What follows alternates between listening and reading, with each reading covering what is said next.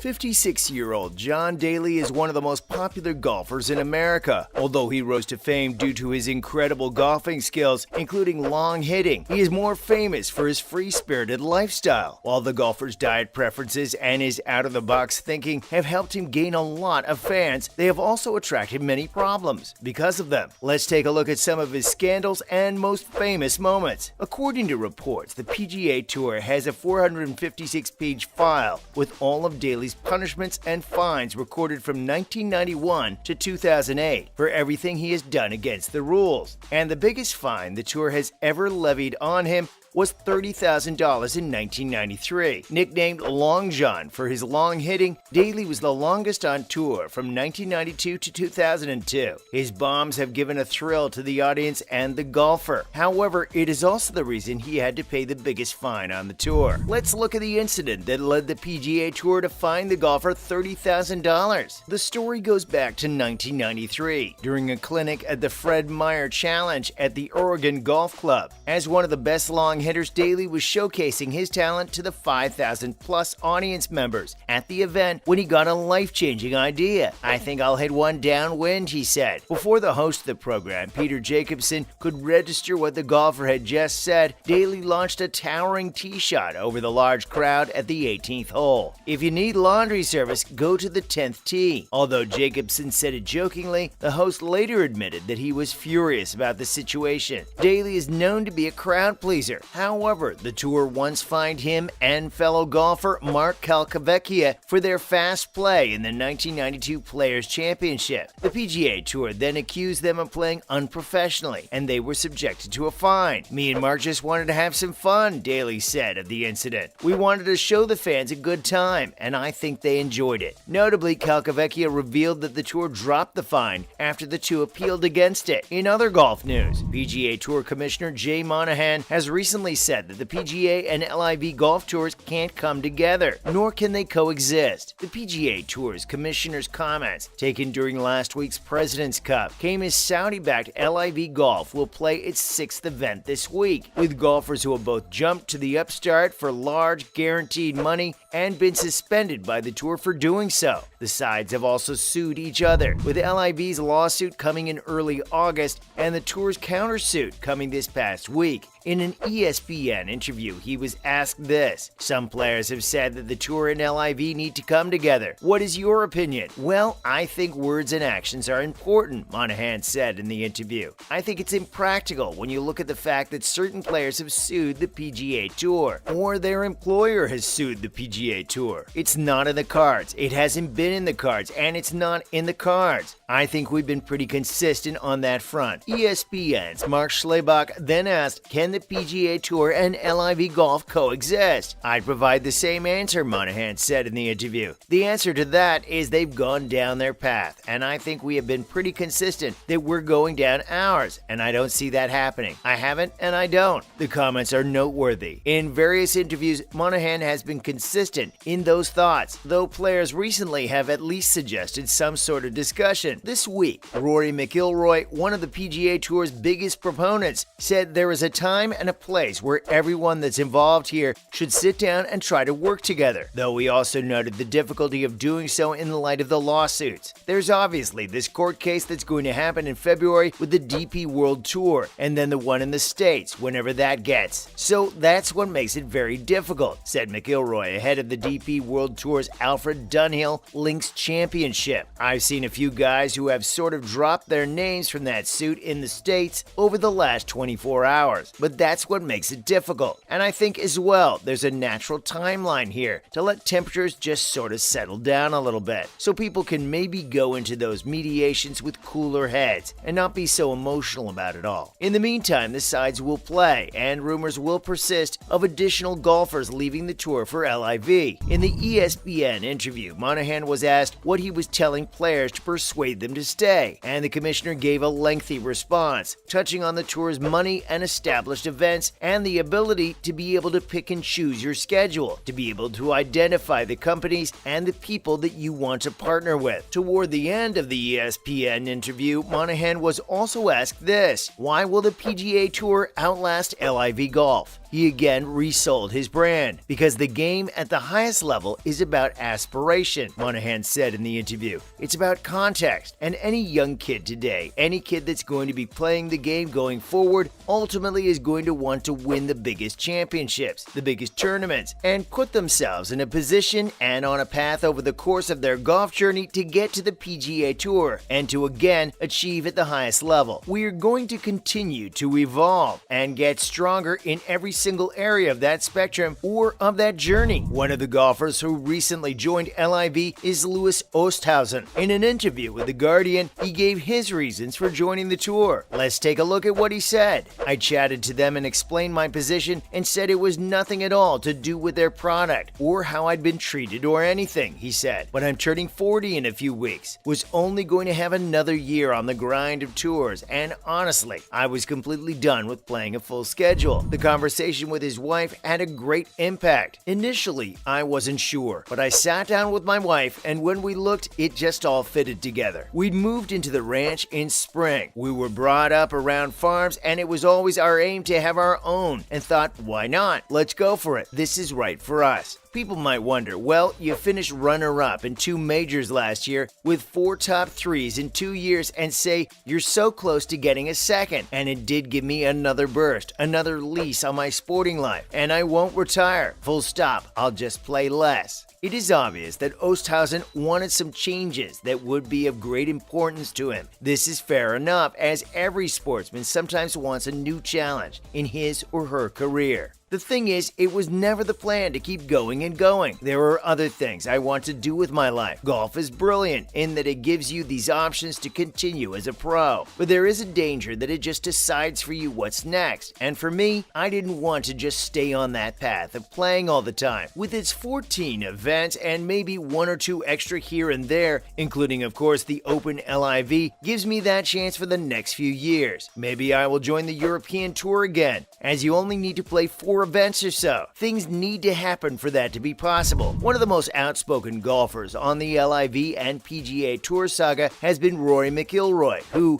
at the Alfred Dunhill Links Championship in St. Andrews, again expressed his thoughts on the Saudi-backed beginner circuit. McIlroy told reporters that LIV continues to create a division in the sport, and that division is not beneficial to any of the parties involved. I don't want a fractured game. I never have. You look at other sports and what happened, and golf is falling apart, McIlroy said. It's not good for the guys in the traditional system, and it's not good for the guys on the other side either. It's not good for anybody. There's a time and a place for it. I just think it's not the right time right now, he added. Things are even heating up in court, with several golfers contesting bans they received from other circuits for competing in an LIV event. I've always said that I think everyone involved should sit down and try to work together, McIlroy said. It is very difficult for that to happen at this time when there were 2 ongoing lawsuits, he lamented. Those on the LIV circuit have also insisted that they should receive official world golf ranking points, something McIlroy doesn't necessarily see as a problem, considering that several talented golfers are associated with LIV. But with the LIV playing 3 rounds, just 54 holes in each tournament, while the PGA Tour plays 4 rounds, McIlroy said there has to be some kind of compromise. If that is going to happen, you can't make up your own rules. And that's all we've got time for. What do you make of the LIV drama? Let us know. Thanks for watching.